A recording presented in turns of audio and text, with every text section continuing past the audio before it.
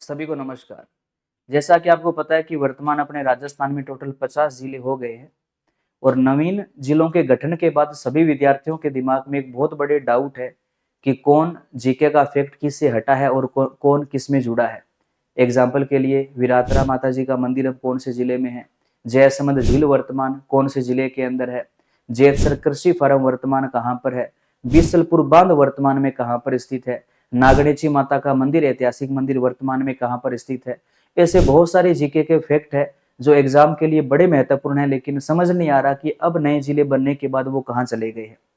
तो राजस्थान जीके के जितने भी कंप्लीट फैक्ट है जो डाउटफुल आपके दिमाग में, उन सबको दूर करने के लिए, डाउट दूर करने के लिए अभी आप राजस्थान के जिला दर्शन का जो ऑनलाइन बैच अपने 12 दिसंबर से शुरू करने जा रहे हैं, उस बैच में आप अपना एडमिशन ले सकते हैं, जिसका प्राइस मात्र 399 रुपए रखा गया है। 12 दिसंबर जैसे ही वो बैच शुरू होगा तो उसके बाद उसकी फीस बढ़ा दी जाएगी। उसके अंदर आपका कंप्लीट राजस्थान जीके, जिसमें जियोग्राफी, कल्चर, हिस्ट्री प्लस इसके अलावा जो अन्य जो फैक्ट है, महत्वपूर्ण जो फैक्ट उन जिलों से संबंधित है, वो सारे आपको मानचित्र के साथ उसके अंदर डिस्ट्रिक्ट वाइज आपको पढ़ने को मिलेंगे।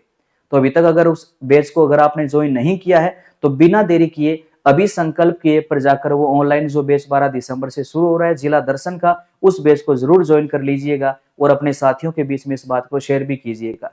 सभी का बहुत बहुत धन्यवाद।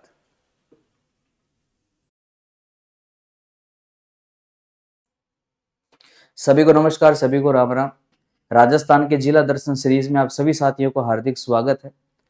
आज अपने सीरीज के अंदर जिस जिले के बारे में बात करने जा रहे हैं वो अपना आज का जिला रहेगा बारां जिला। बारां जिले के बारे में आज इस क्लास के अंदर चर्चा करेंगे। मसालों का घर, मसालों का भंडार जिस जिले को कहा जाता है, जहां पर हाड़ौती का खजुराहो स्थित है, सहरिया जनजाति का आधिपत्य बारां जिले के अंदर आता है। यहाँ पर सीताबाड़ी ऐतिहासिक मेला भी लगता है यहाँ पर। तो उस बारां जिले के बारे में आज अपने इस क्लास के अंदर चर्चा करने वाले हैं। उससे पहले जिला दर्शन सीरीज की जो पहले की जो क्लासें अगर आपने नहीं देखी तो इस YouTube के ऊपर प्ले लिस्ट बनी हुई है, उसके अंदर जाकर पहले जो अपने जिले पढ़े हैं उनके बारे में एक बार जरूर देखिएगा, ताकि पहले जो भी जिले पढ़े वो भी एक बार आपको ढंग से याद हो जाए। आइए अपने शुरू करते हैं बारां के बारे में। पहले अपने बारां जिले के नक्शे के ऊपर चर्चा कर लेते हैं कि बारां जिले की मेन तहसीलें कौन कौन सी है। जैसा आपके सामने है, ये अपने बारां जिले का नक्शा है। इसके जो मेन शहर है उनके ऊपर अपने पहले बात करते हैं। देखिएगा, लोकेशन जो है उसका एक लगभग थोड़ा सा अंदाजा रखने का प्रयास करना कि कौन सा कहां पर, एक थोड़ा अंदाजा हो जाए। जैसे देखो, अपने बात करें तो लगभग यहां पर जो लोकेशन है वो मेन अपने बारां की है। बारां लगभग यहां पर अपना बारां है और बारां के उत्तर में यहां पर मांगरोल है और उसी के बिल्कुल पास में यहां पर अंता है। ठीक है, बारां, बारां के उत्तर में मांगरोल और बारां के बिल्कुल पास में अंता है और बारां के दक्षिणी साइड में अटरू है। अटरू है, अटरू के बिल्कुल पास में यहां पर है छिंपा बाड़ोद। छिंपा बाड़ोद और छिंपा बाड़ोद के बिल्कुल पास में यहां पर है छबड़ा। छिंपा बाड़ोद छबड़ा और छबड़ा के बिल्कुल उत्तर में यहां पर है किशनगंज। किशनगंज और किशनगंज के पास में यहां पर है शाहबाद। शाहबाद, ये बारां की मुख्य तहसीलें हैं, ज्यादा नहीं है। और देखो, बारां के अंदर खास बात है, जो भी आपके सामने तहसीलों के मैंने नाम लिखे हैं, सारे जो नाम है वो जीके में बार बार लिए जाते हैं। यानी कि यहाँ पर सारे स्थल जो है वो हमारे लिए जीके के लिए बड़े काम के हैं। प्रत्येक से कोई ना कोई बात जुड़ी हुई है। चाहे कोई शहर उठा लो, साहेबाद उठा लो, किशनगंज उठा लो, छबड़ा है, बारा अंता है, छिपा बाड़ोद है, अटरू है, मांगरोल है, हर किसी से कोई ना कोई जीके का फैक्ट जुड़ा हुआ है। तो ये मान लो कि जीके के लिहाज से 12 जिले के प्रत्येक शहर हमारे बड़े काम के हैं। अब देखो, इनके बारे में अगर अपने मेन मोटा मोटा देखें कि इसके अंदर क्या क्या मेन जीके के फैक्ट है जो जुड़े हो सकते हैं, उनके ऊपर अपने बात करें, उसके बाद उसको अपने डिटेल के अंदर भी पढ़ेंगे। जैसे अपने बात करते हैं पहले अंता की। अंता जो है यहाँ पर विशेष क्या क्या है देखिएगा, और साथ साथ में कोशिश कीजिएगा याद करने की कि थोड़ा याद भी साथ साथ में होता रहे, एक अंदाजा शुरू हो जाए। जैसे अंता के अंदर, अंता के अंदर एक तो बड़ा गांव की छतरी है, बड़ा गांव की छतरी है।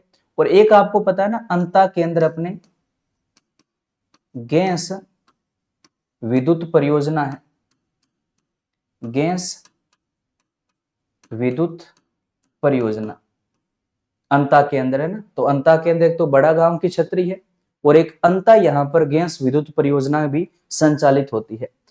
अटरू की बात करें तो अटरू में क्या है, अटरू में क्या है बताओ।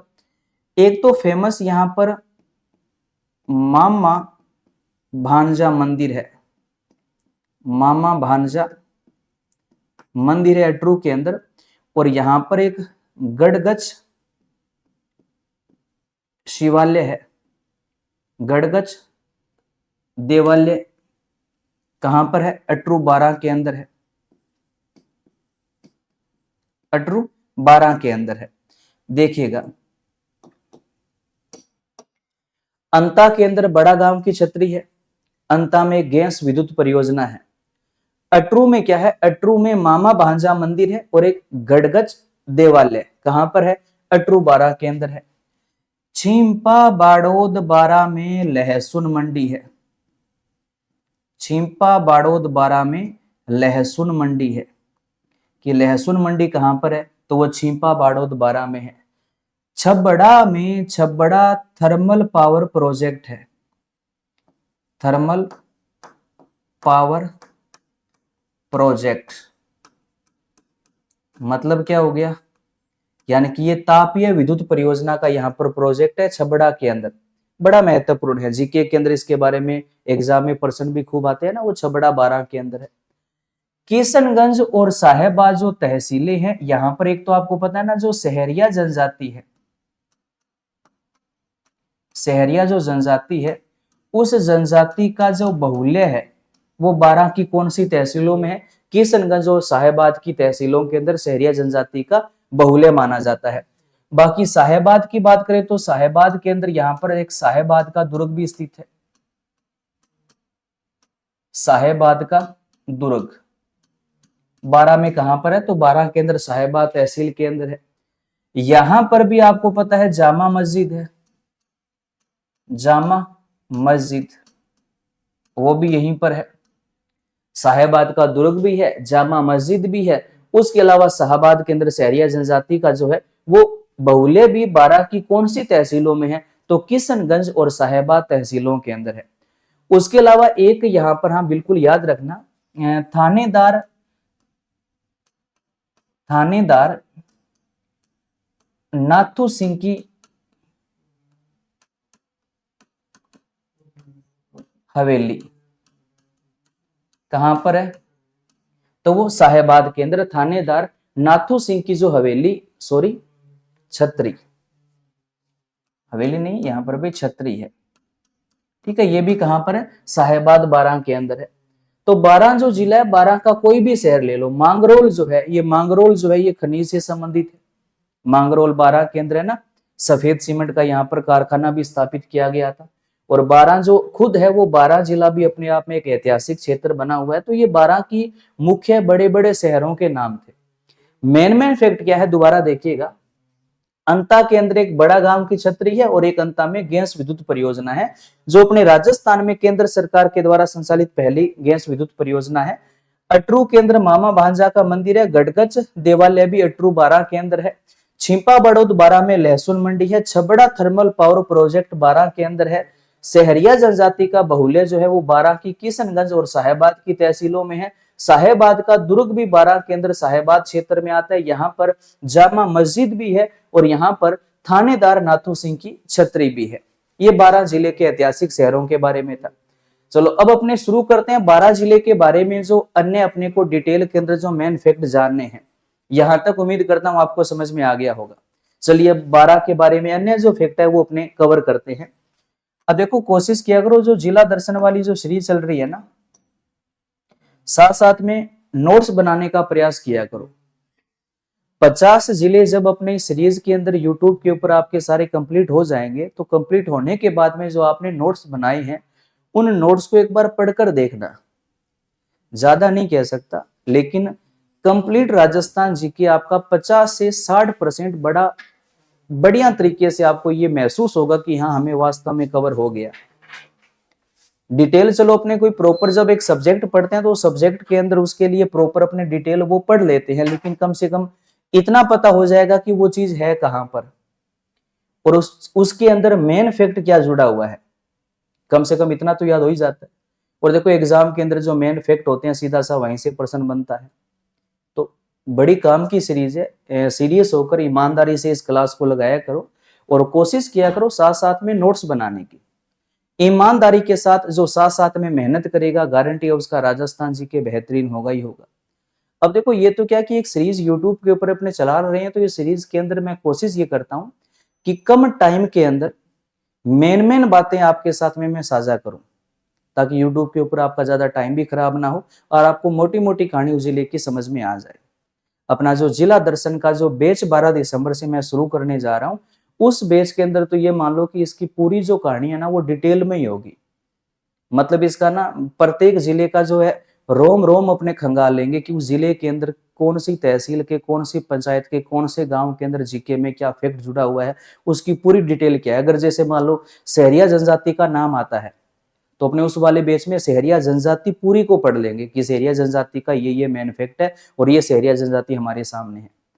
सहरिया जनजाति के अंदर जो मुख्य उसके मेले हैं, उसकी जो मुख्य शब्दावलियां हैं, सारे जो फैक्ट है आदिम जनजातीय समूह वाला है, सहरिया विकास कार्यक्रम के बारे में है, सारी चीजें वो अपने उस क्लास के अंदर कवर करेंगे। सीताबाड़ी मेले का जिक्र आ गया तो सीताबाड़ी मेले के अंदर पूरी उसकी डिटेल अपने कवर करेंगे।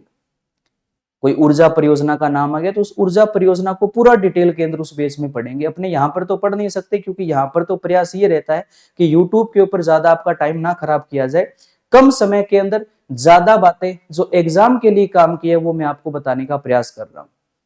बाकी लगभग कई स्टूडेंट डेमो भी मांग रहे हैं कि जिला दर्शन सीरीज की जो क्लास का एक डेमो दे दो, तो भाई ये डेमो ही है, ये डेमो ही समझो। डेमो का मतलब है कि इसके अंदर मैं थोड़ा सा एक बार आपको मेन चीजें बता रहा हूँ, एक प्रकार का डेमो। ये पढ़ाने का लेजा वगैरह यही होगा, इससे बेहतरीन ही होगा, कम नहीं होगा, बाकी होगा यही, है ना। इसी प्रकार से अपने कंप्लीट 50 जिले कवर करेंगे ईमानदारी से।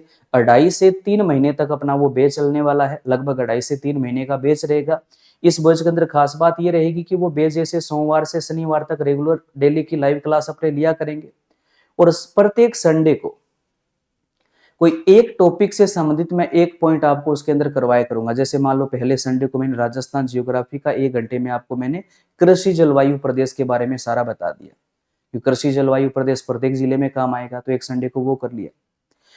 अगला जब संडे आएगा तो उसके अंदर कल्चर का एक कोई टॉपिक उठा लेंगे, उसके बाद हिस्ट्री का कोई एक टॉपिक उठा लेंगे, उसके बाद में फिर जियोग्राफी का कोई एक जलवायु कोपेन के वर्गीकरण को उठा लेंगे।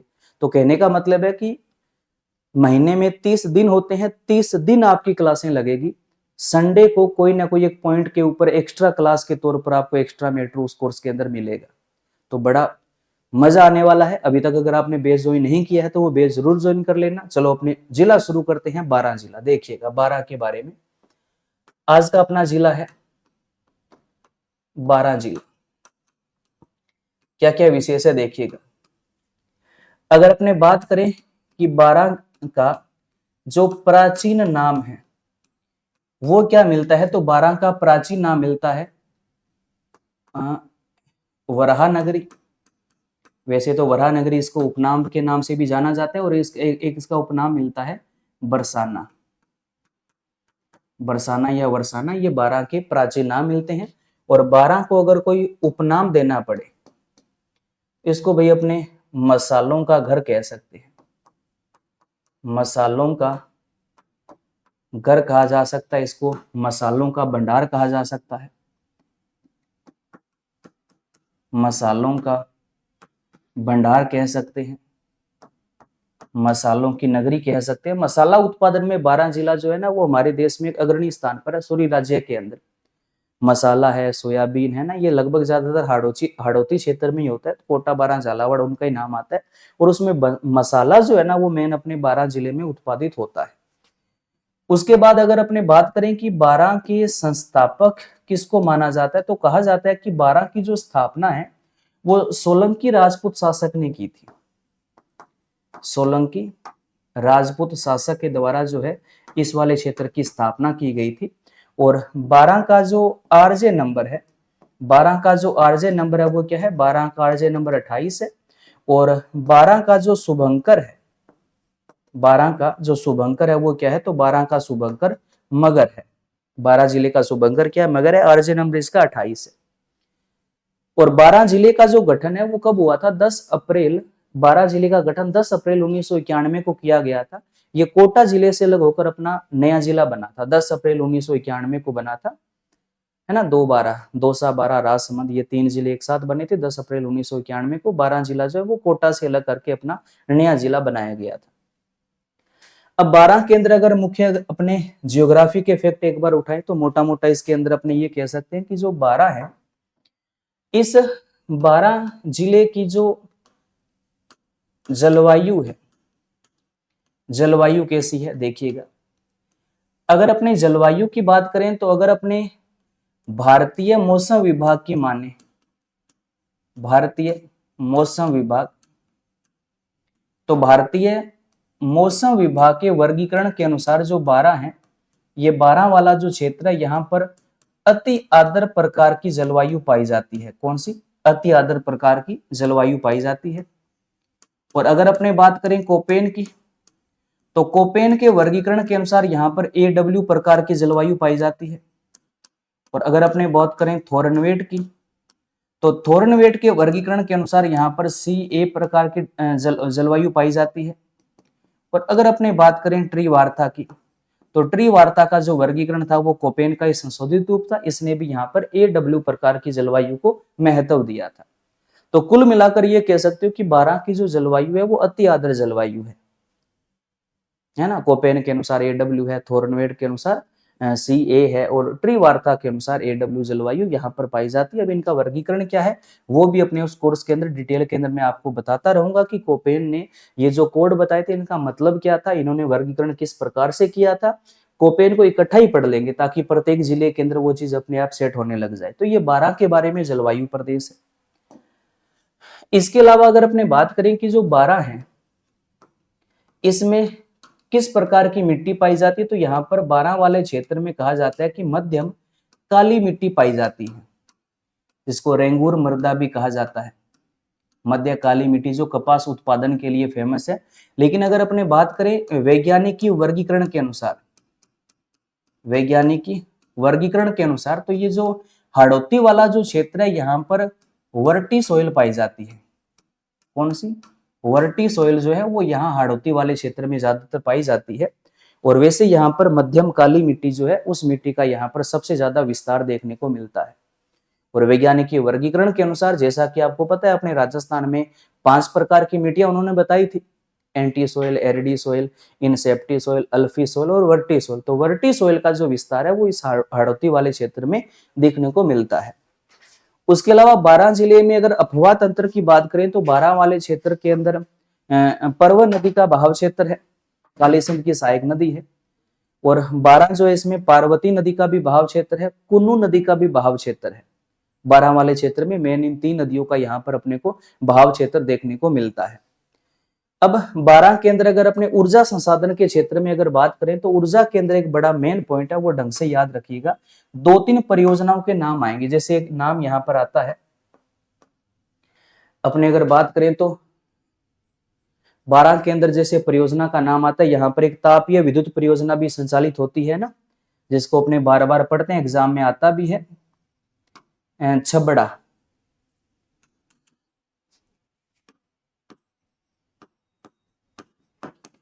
Chhabra thermal power project, Chhabra thermal power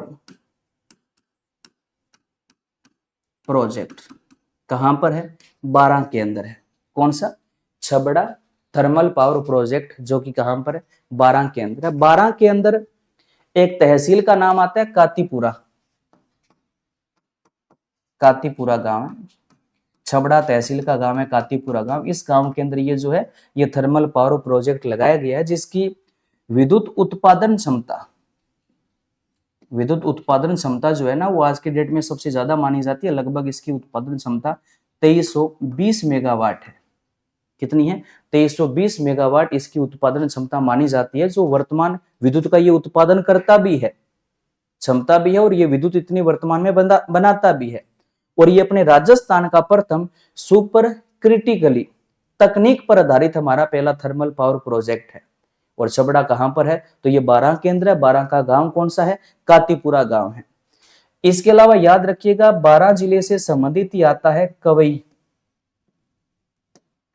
जो कवई सुपर थर्मल पावर है, सुपर थर्मल पावर प्रोजेक्ट। ये भी कौन से जिले से संबंधित है? तो ये भी भाई बारां जिले से संबंधित। इसके अलावा एक गैस विद्युत परियोजना का यहां पर जिक्र आता है, अंता गैस विद्युत परियोजना। ये भी कौन से जिले से संबंधित है? ये भी अपने बारां जिले से संबंधित है। इसकी क्या खास बात है? ये एनटीपीसी द्वारा संचालित है। किसके द्वारा? एनटीपीसी द्वारा संचालित परियोजना है। केंद्र सरकार के द्वारा स्थापित ये हमारे राजस्थान की प्रथम गैस या विद्युत परियोजना है। एनटीपीसी जो निगम है ना, ये केंद्र सरकार का, जिसको अपने राष्ट्रीय ताप विद्युत निगम भी बोलते हैं, राष्ट्रीय ताप विद्युत निगम के द्वारा यह संचालित है। ये केंद्र सरकार का निगम है। इसके द्वारा राज्य में स्थापित ये प्रथम गैस विद्युत परियोजना है, जिसको गैस की जो आपूर्ति है वो हजीरा, बीजापुर, जगदीशपुरा जो पाइपलाइन है वो इसको गैस की आपूर्ति करवाती है। तो ये जो अंता गैस विद्युत परियोजना है ये भी बारां जिले से संबंधित है। और बारां के अंदर जो ये विद्युत परियोजनाओं के नाम जो है ना, ये एग्जाम के लिए मोस्ट इंपोर्टेंट है। बस नाम याद कर लेना कि इनका संबंध किस जिले से है। सीधा सा प्रश्न आता है, छबड़ा, कवई, अंता। छबड़ा, कवई और अंता, इन सब परियोजनाओं का संबंध कौन से जिले से है? बारां जिले से है। छबड़ा, कवई, अंता। छबड़ा, कवई, अंता कौन से जिले से संबंधित है? बारां जिले से संबंधित है। इसके अलावा अन्य अगर अपने बारां के बारे में बात करें तो बारां जिले के अंदर आज इस टाइम हमारे जीके के लिए जो संरक्षित क्षेत्रों के नाम है ना, बड़े काम के हैं। क्योंकि आपको पता है कि वर्तमान हमारे राजस्थान में जो संरक्षित क्षेत्र है उनकी संख्या वर्तमान में 30 हो गई है। पहले 16 थे, फिर 22 हुए, फिर 27 हुए, लेकिन अब कितने हो गए? 30 हो गए। जो वन्य जीव क्षेत्र है ना, उसके अंतर्गत अपने इनके बारे में जिक्र करते हैं। और संरक्षित क्षेत्र अपने राजस्थान में है कितने? 30 है। अब 30 में से 12 जिले में कौन कौन से हैं? देखिएगा, एक तो है 12 में साहेबाद के जंगल, 12 के अंदर है। साहेबाद की तलाई, 12 के अंदर है। रामगढ़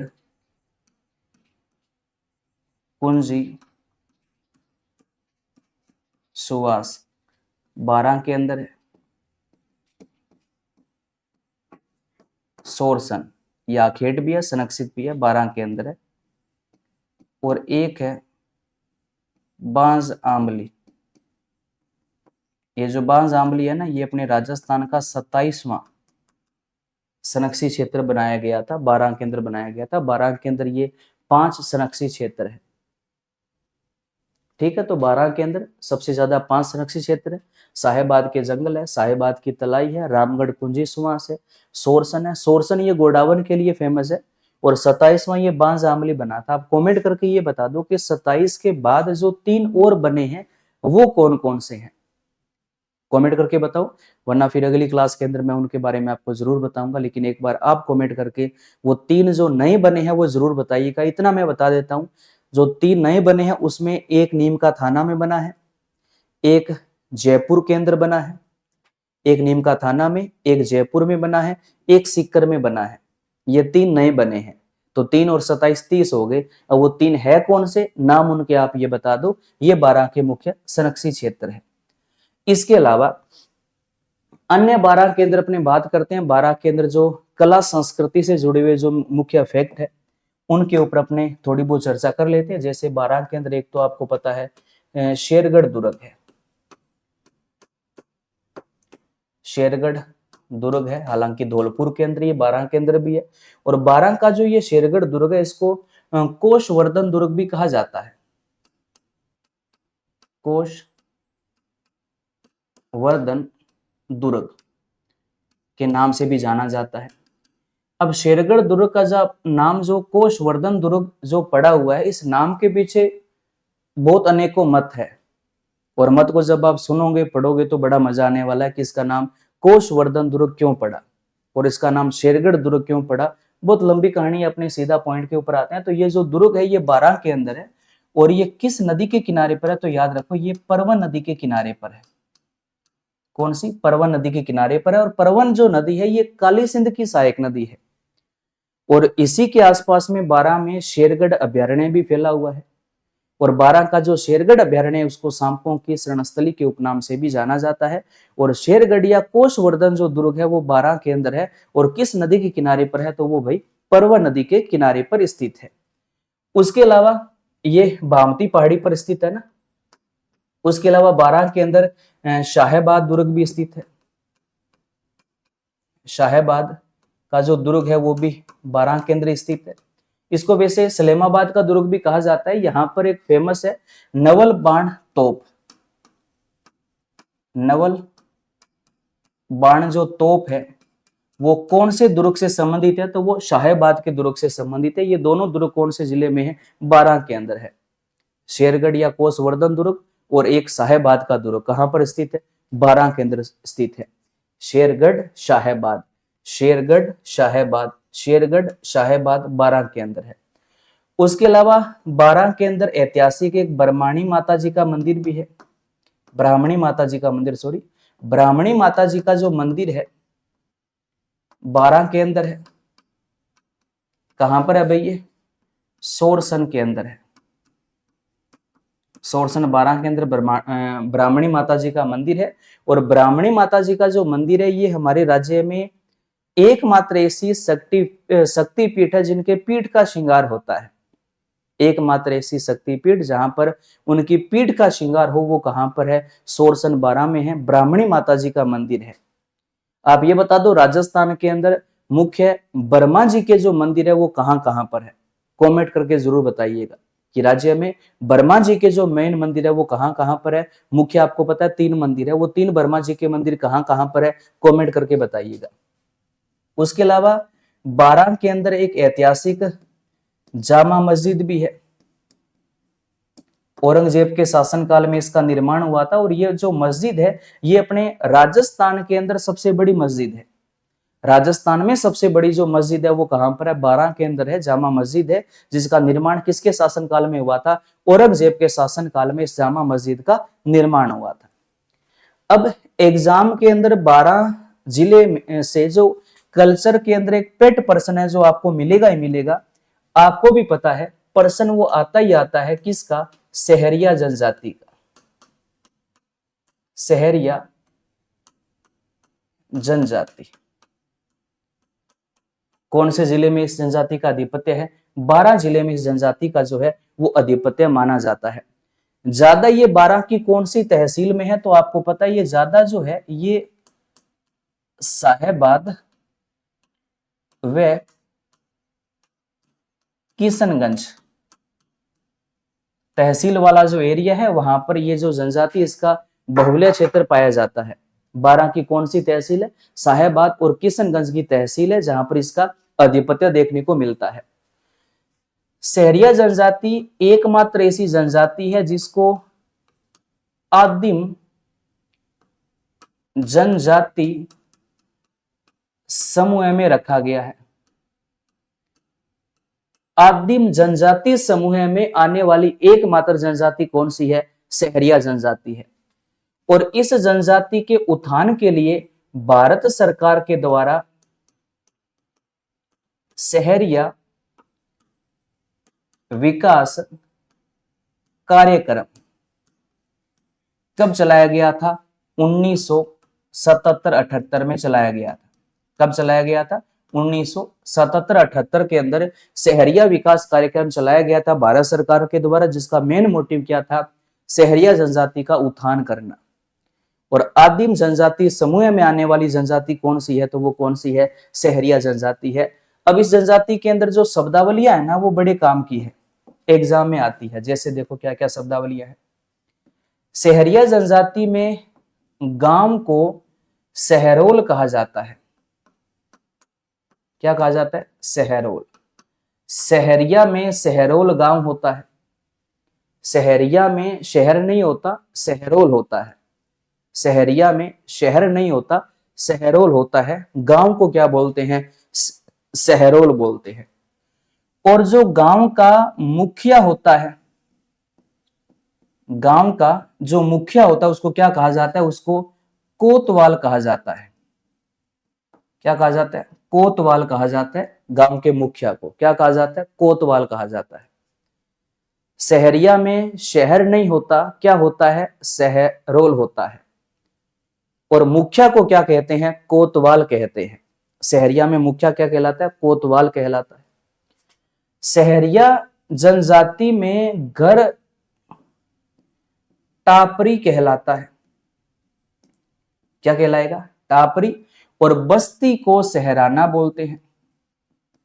बस्ती को सहराना। बस्ती को क्या बोला जाता है? सहराना बोला जाता है।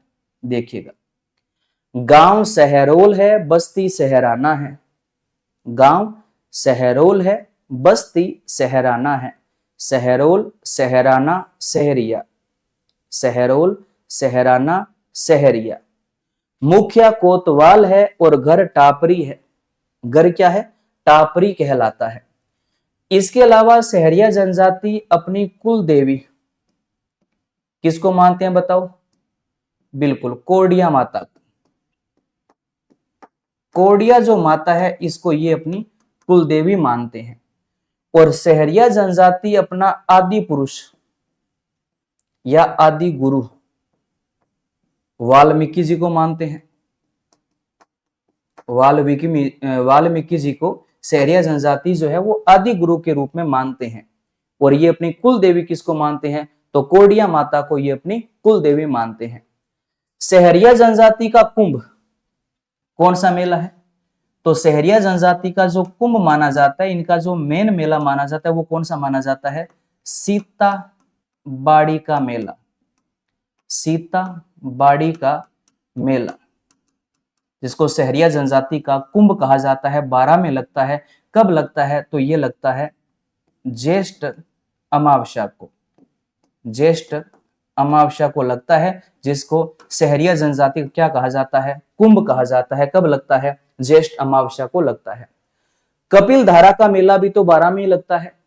कब लगता है? वो कार्तिक पूर्णिमा को लगता है, कपिल धारा का मेला।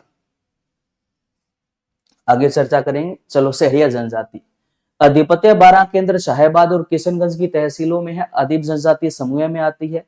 शहरिया विकास कार्यक्रम कब चलाया गया? 1977-78 के अंदर जो है वो शहरिया विकास कार्यक्रम चलाया गया था। शहरिया जनजाति में गांव को शहरोल बोलते हैं, मुखिया को कोतवाल कहा जाता है, घर टापरी है, बस्ती सहराना है, कुल देवी ये कोडिया माता को मानते हैं, अपना आदि गुरु वाल्मीकि जी को मानते हैं। और शहरिया जनजाति का कुंभ कौन सा मेला है? तो सीता बाड़ी का मेला है, जो कब लगता है? ज्येष्ठ अमावस्या को लगता है। कब लगता है? ज्येष्ठ अमावस्या को ये मेला लगता है। और 12 के अंदर कपिल धारा का मेला, ये भी कब लगता है? कार्तिक पूर्णिमा को लगता है। कार्तिक पूर्णिमा को। ये भी मतलब कोलायत जो मेला है, कपिल मुनि का जो मेला कोलायत में है, वो भी कार्तिक पूर्णिमा को लगता है। और कपिल धारा का जो मेला है वो भी कार्तिक पूर्णिमा को लगता है। पुष्कर जो मेला है वो भी कार्तिक पूर्णिमा को ही लगता है। तो कार्तिक पूर्णिमा में कपिल धारा है, कपिल मुनि कोलायत है और पुष्कर है, ये मेले कार्तिक पूर्णिमा को लगते हैं। और एक 12 के अंदर एग्जाम के अंदर प्रश्न आता है बंडदेवरा, बंडदेवरा 12 के अंदर है। खजुराहो शैली में निर्मित, खजुराहो शैली में निर्मित, खजुराहो शैली में निर्मित प्राचीन ये भगवान शिव का मंदिर है, भगवान शिव का मंदिर है, जो कौन सी शैली में है, खजुराहो शैली के अंदर है, बंडदेवरा 12 में जो भगवान शिव का मंदिर है। इसीलिए इस मंदिर को क्या कहा जाता है, हाड़ौती का खजुराहो कहा जाता है, हाड़ौती का खजुराहो, हाड़ौती का खजुराहो कहा जाता है। और इसी को राजस्थान का मिनी खजुराहो कहा जाता है, सॉरी राजस्थान का लघु खजुराहो, राजस्थान का लघु खजुराहो किसको कहा जाता है, बंडदेवरा को। और हाड़ौती का खजुराहो भी किसको कहा जाता है, बंडदेवरा 12 को कहा जाता है। सहरिया जनजाति है, शेरगढ़ दुर्ग, कोषवर्धन दुर्ग है, शाहबाद का दुर्ग है, कपिल धारा का मेला है, उसके अलावा यहाँ पर सीताबाड़ी का मेला है, बंडदेवरा है। ये वो फैक्ट है जहां से एग्जाम के अंदर आपको यहाँ इन 3-4 नामों में से कम 2 प्रश्न प्रत्येक पेपर में आपको मिल जाएंगे। तो 12 जिला जो है ना, 12 जिले के अंदर प्रत्येक शब्द एग्जाम के लिए बड़ा काम का है। इसको तो ये मान लो कि इसको तो बढ़िया तरीके से कवर कर लेना, प्रत्येक एग्जाम में यहां से आपको प्रश्न जरूर मिलेगा। तो ये 12 जिले के बारे में मेन फैक्ट थे। उसके अलावा अगर किसी को नहीं पता तो अपने संकल्प की जिला दर्शन की पुस्तक जो है वो मेरे द्वारा लिखी गई पुस्तक है, 12 से 15 दिसंबर के बीच में मार्केट में आ रही है। राजस्थान के सभी जिलों में 50 के 50 जिलों के अंदर प्रत्येक बुक स्टोर पर आपको ये बुक जो है वो उपलब्ध हो जाएगी 12 से 15 दिसंबर के बीच में। तो इस पुस्तक के प्रति अपना विश्वास जरूर जताइएगा। मानचित्र के साथ प्रत्येक जिले की अच्छे से व्याख्या की गई है, पॉइंट टू पॉइंट व्याख्या की गई है, मिक्स नहीं मिलेगा। पहले उस जिले का सामान्य परिचय आएगा, फिर उसका भूगोल है, उसके बाद कला संस्कृति इतिहास है, उसके बाद अन्य महत्वपूर्ण तथ्य जो जिले से जुड़े हुए हैं वो बाद में और व्यवस्थित तरीके से लिखे हुए हैं। तो बड़ी व्यवस्थित बुक है, मेहनत इसके ऊपर अच्छी की है। 12 से 15 दिसंबर के बीच में ये पुस्तक आपको मार्केट में उपलब्ध हो जाएगी। और अगर आप मेरे साथ राजस्थान के जिला दर्शन के अगर लाइव बैच के अंदर जुड़ना चाहते हो जो 12 दिसंबर से शुरू हो रहा है, तो इस बैच में अभी आप मात्र 399 रुपए की फीस के अंदर इस बैच में जुड़ सकते हो। बैच की क्या खास बात है, तो एक ही बैच में Rajasthan complete GK district wise आपको मानचित्र के साथ पढ़ने को मिलेगा, डिस्ट्रिक्ट वाइज आपको मिलेगा, ताकि जो नए जिले बने हैं उस बनने के बाद में जो एक बहुत बड़ी समस्या आपके सामने पैदा हो गई कि कौन जीके का फैक्ट कहां से हटा कहां से जुड़ा समझ नहीं आ रहा, तो वो चीज आपको अच्छे से समझ में आ जाएगी इस वाले बैच में। और इस वाले बैच में ये वाली जो पुस्तक है ये पूरी की पूरी याद करवाने की गारंटी रहेगी। बड़े शानदार तरीके से एक ही बैच में नाम मात्र की फीस के अंदर कंप्लीट राजस्थान जीके ये मान लो आपका कंप्लीट अच्छे से पूरा हो जाएगा। अभी फीस मात्र 399 रुपए इसकी रखी गई है। 12 दिसंबर को जैसे ये बैच शुरू होगा तो बैच शुरू होने के बाद इसकी फीस बढ़ा दी जाएगी। फिलहाल ये मात्र 399 रुपए के अंदर है। संकल्प की ऐप डाउनलोड कीजिए और अभी जाकर वहां पर जिला दर्शन जो बैच है उसको नाम मात्र की फीस में आप ज्वाइन कर सकते हो, जिसमें कंप्लीट राजस्थान जीके नया जीके आपको पढ़ने को मिलेगा। हाँ, अगर आपके डाउट है ना कि नई गवर्नमेंट आ गई तो अगर मान लो 2-4 जिले और बना दिए फिर क्या करेंगे, तो नए अगर कोई बनेगा तो वो भी आपको इसी कोर्स के अंदर मैं आपको पढ़ाऊंगा। 1 साल तक कोर्स ये वैलिड रहेगा। 1 साल तक कितनी मर्जी बार आप उस क्लास को देख सकते हो। समय समय पर टेस्ट होता रहेगा, डाउट सेशन भी रहेगा, और उसके अलावा इस क्लास के अंदर प्रत्येक संडे को आपको एक एक्स्ट्रा टॉपिक भी पढ़ने को मेरे साथ मिलेगा। तो ये भी आप जरूर ज्वाइन कीजिएगा। बाकी पुस्तक 12 से 15 दिसंबर के बीच में आ ही रही है। पुस्तक के प्रति अपना विश्वास जरूर बनाइएगा। और जिला दर्शन की जो सीरीज इस यूट्यूब के ऊपर आपको मिल रही है उस सीरीज को अपने साथियों के बीच में जरूर शेयर किया करो। अभी तक अगर आपने इस क्लास को लाइक नहीं किया तो लाइक जरूर कर देना, और पहली बार अगर कोई साथी इस चैनल से जुड़ा है तो चैनल को सब्सक्राइब जरूर कर लेना। कल फिर मिलते हैं एक नए जिले के साथ, एक नई ऊर्जा के साथ। जब तक पढ़ते रहिएगा, ध्यान रखिए, मुस्कुराते रहिए। सबका बहुत बहुत धन्यवाद। जय हिंद, जय भारत।